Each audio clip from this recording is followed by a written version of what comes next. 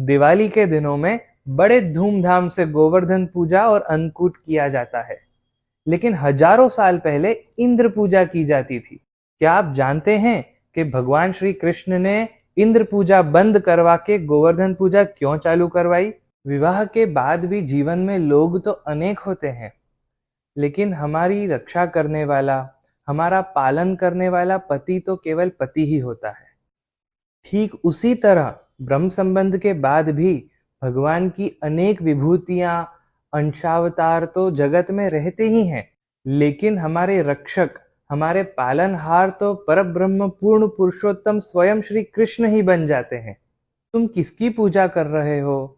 तुम ये क्यों कर रहे हो? ऐसे पूछ पूछ के, समझा बुझा के भगवान ने व्रजवासियों का अन्याश्रय दूर कराया है। इंद्र तुम्हारा भोग खाने आता है क्या? मैं एक ऐसा देव बताता हूं जो स्वयं तुम्हारा भोग आरोगने आएगा। हमारो देव गोवर्धन रानो, ये कह के भगवान ने इंद्र पूजा रूपी अन्याश्रय बंद कराया। अब हम अपनी अनन्यता निभाने के लिए अन्याश्रय से दूर रहें, ये एक बात है, लेकिन अपने ठाकुर जी स्वयं आके हमारा अन्याश्रय छुड़ाएं, ये तो कुछ और ही बात हो गई ना।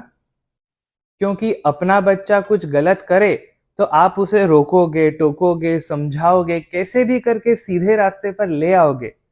लेकिन किसी और का बच्चा कुछ गलत करे तो आप शायद इतना ना करोगे।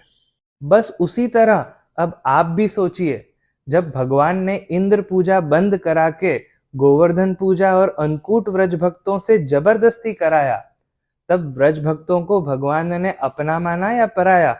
और आपको एक और मजे की बात बताऊं कि ये गोवर्धन पर्वत में भगवान स्वयं प्रविष्ट हुए थे, और अन्नकूट गोवर्धन पूजा में पूजा कराने वाला 7 साल का बालक और पूजित गोवर्धन पर्वत दोनों श्री कृष्ण ही थे।